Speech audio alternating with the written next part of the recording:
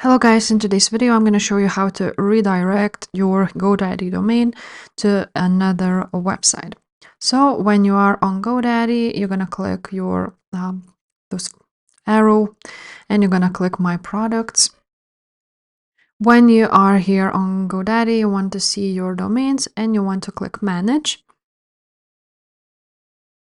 Now after this, and now you can actually scroll down, and as you can see, you can edit your website, publish site. As you can see, I haven't done that, but here are quick links so you can forward your domain. So just click on that. And as you can see, you can connect your domain to another destination. So like websites like these, you can actually redirect it anywhere you want.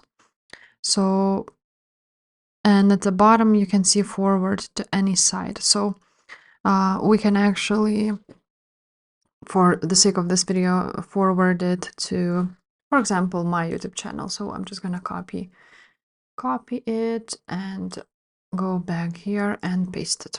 And you can actually click connect.